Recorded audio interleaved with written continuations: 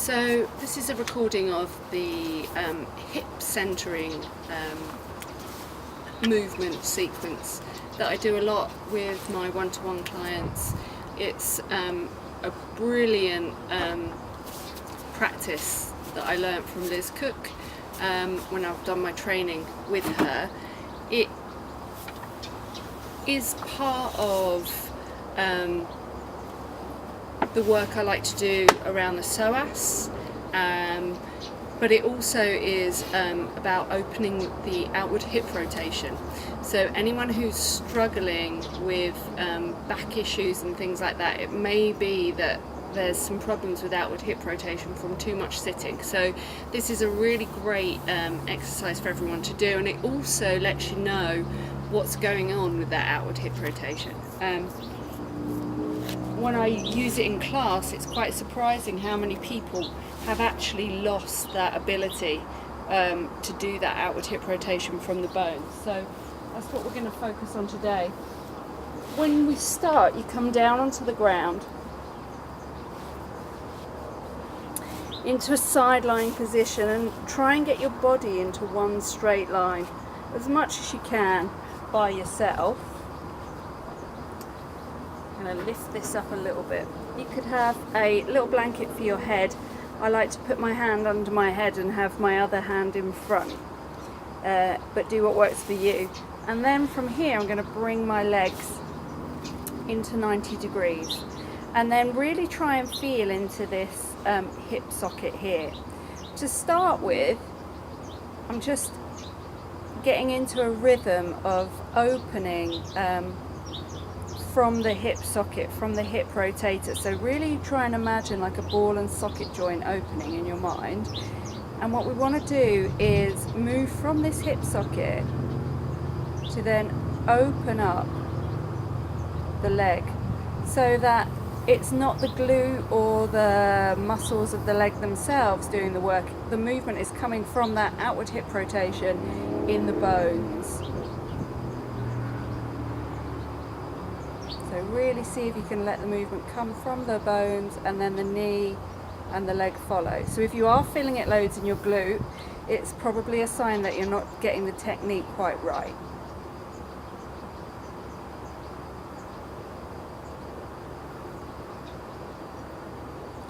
Once you feel you've got this, and you can stay with this part for a while and just practice that every day, you're moving from this hip socket, the leg is following. We're going to then move from the hip socket and send the leg up into the air. It's like a push through and up. And then I'm going to bring the knee under the pelvis. So I let the leg just drift back so that the knee is under the pelvis. I'm trying to keep my body in one line, still with the undercarriage of the body connected to the ground. From here, really connecting to this hip socket. In your mind's eye, imagine a doorknob opening. So the doorknob's opening from the hip socket, the knee follows, and then I'm really going to send everything down through this foot. So I'm letting the psoas release and lengthen. So this exercise works really well after you've already done some degree of psoas release work, which is how I always teach it with my one-to-one students. So I'm releasing everything down, staying connected to the side body.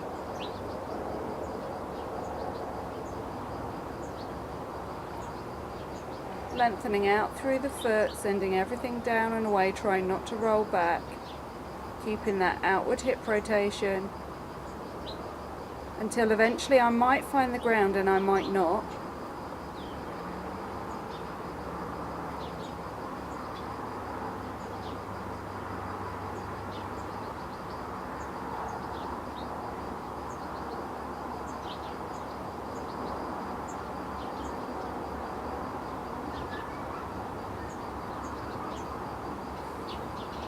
And I'm just going to breathe and release here.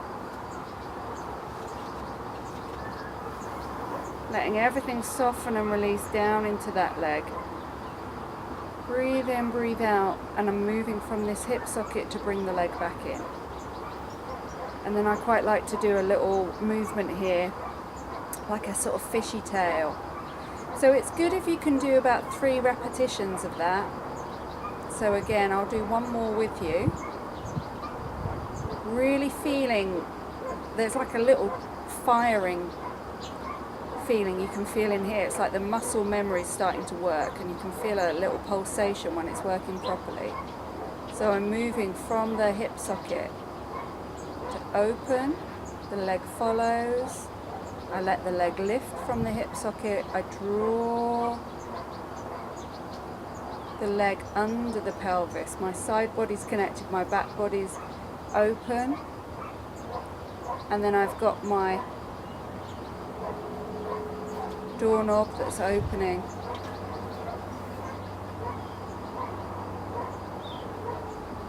And then I release and lengthen, sending everything down and away, but softly, not through force.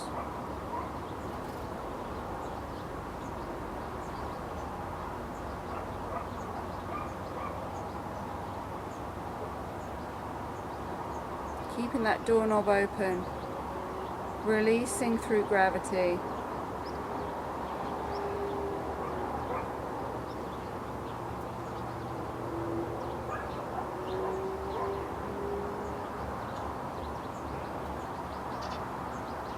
Move from the hip socket and bring that leg back in, and take a few moves here. So I'm going to turn and do the other side, so you can see the view from the back.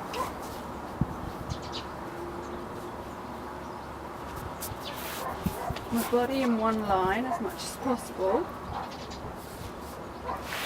Bring the knees to 90 degrees.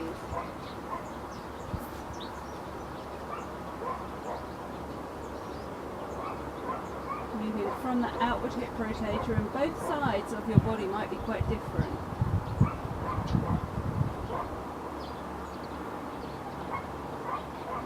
Taking 3 movements here.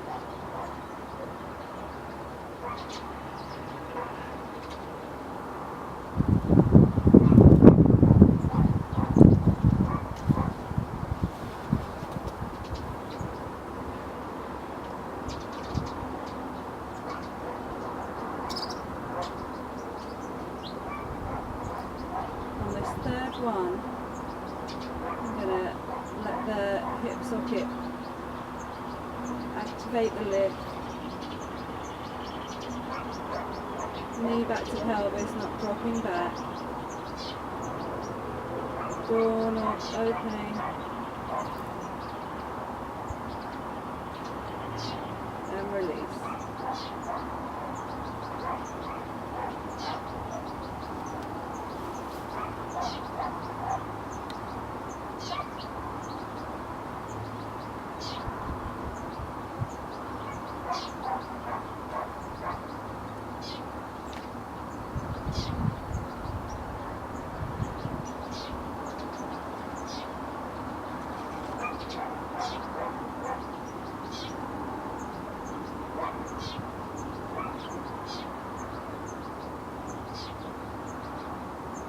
Noticing if you rock back a bit, a little bit of rocking back from me there. Coming back, fishtail. I'm going to do one last one.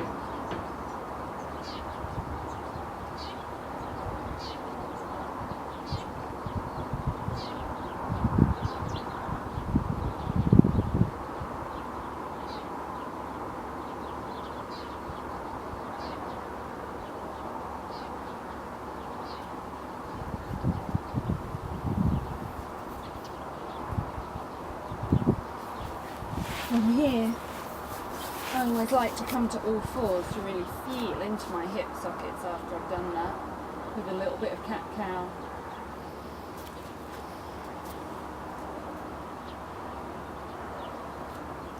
And then coming into a downward dog can really allow you to feel the space that's been created in the outward hip rotation, that's been created in the hip sockets. Pelvis somehow feels more grounded and centered because there's more room that's been created because that outward hip rotation is there now. And then it's nice to have a little walk around and feel how you feel, whether you walk differently.